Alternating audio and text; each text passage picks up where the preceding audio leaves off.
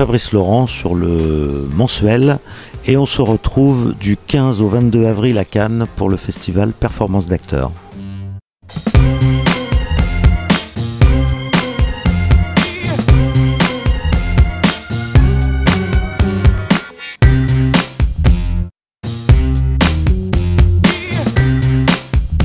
Alors le rire a deux intérêts. Bon, d'abord, il soulage la tête, comme on est en train de dire, et c'est vrai que rire c'est mieux que pleurer et que ça fait du bien.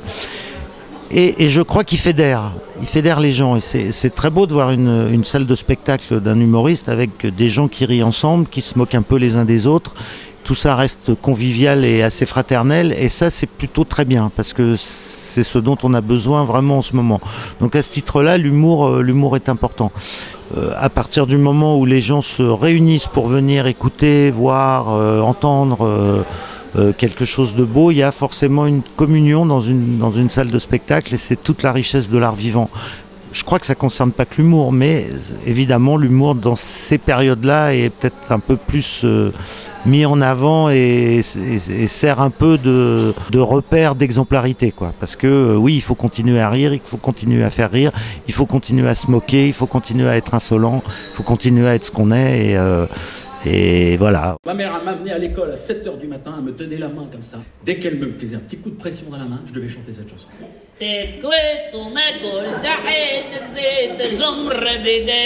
Aujourd'hui, tu fais ça devant une école, t'es fiché S direct.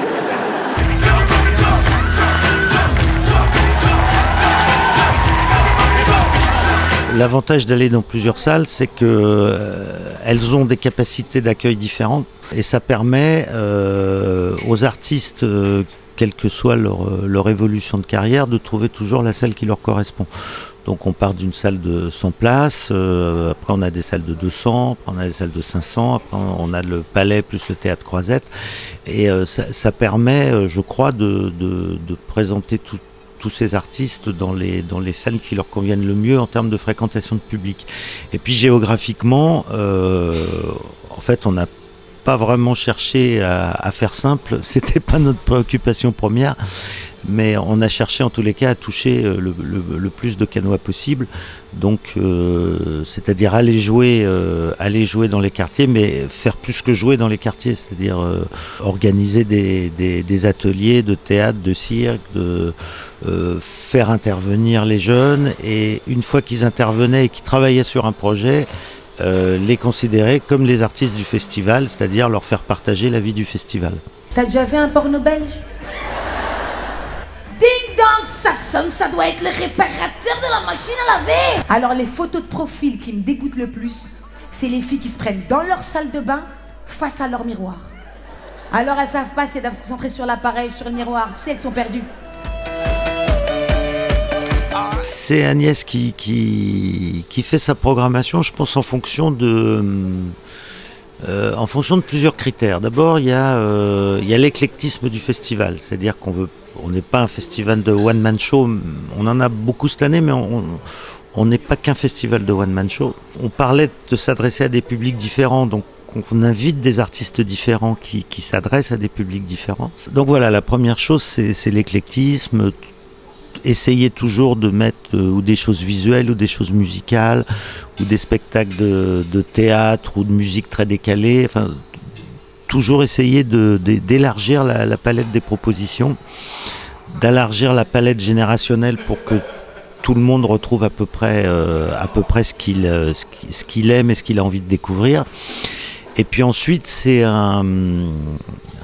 un feeling avec des artistes qu'on aime bien suivre. Et en tous les cas, on essaye de présenter une programmation variée, éclectique, et puis des spectacles qui ont un contenu vraiment différent, quoi. Et là, cette année, il y a beaucoup de one-man, mais on va s'apercevoir qu'on est vraiment sur des registres différents d'un artiste à l'autre.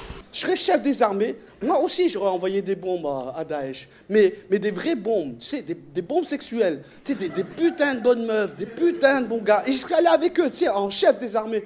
J'aurais fait, hé Daesh, oh les barbus, On soulève tous vos petites robes là. Eh, tu sais quoi, Mokhtar? Je vais te sucer jusqu'à ce que t'aimes la France. Liberté, égalité. Chinois Marrant, lui, il vient vraiment du stand-up.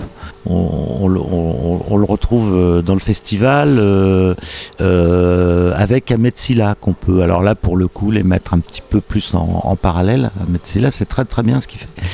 Et oui, à côté de ça, on aura des choses, y compris dans les découvertes, beaucoup plus théâtrales, comme Jean-Rémy Chess, par exemple, qui lui, alors vient carrément du théâtre, et en plus d'un théâtre compliqué, du théâtre contemporain, et à un moment, il a décidé de partir sur cette voie. Et donc là, on a vraiment des parcours différents avant d'arriver sur scène, quoi. As-tu conscience de la gravité de ton acte? Attends. J'espère que ça va tenir. Qui commence le 2, qui vont jusqu'au 12, on est le 26, oui c'est ça, donc comme ça. Vous avez une tête de cul, ma pauvre. Ah bah oui, parce que ça c'est la bérésina. Alors ça veut dire que n'importe qui peut trouver un petit caisse qui traîne par terre, du moment qu'un touche carton au billet et t'appuyer dessus, et dire bah je voudrais me faire cagnotter les produits qui cagnotent. On essaye souvent de collaborer avec les associations solidaires, tant qu'on peut Enfin, pour nous, c'est très important en tous les cas, parce que on disait tout à l'heure qu'il y avait parfois un petit côté un peu bling-bling à Cannes, et on veut montrer qu'il y a aussi beaucoup d'autres choses, et je pense, en ce qui concerne beaucoup de Cannois et ce festival, beaucoup d'humanité et beaucoup de solidarité. Ce sont vraiment des valeurs auxquelles on tient beaucoup, et autant que possible, on essaye de les mettre en application.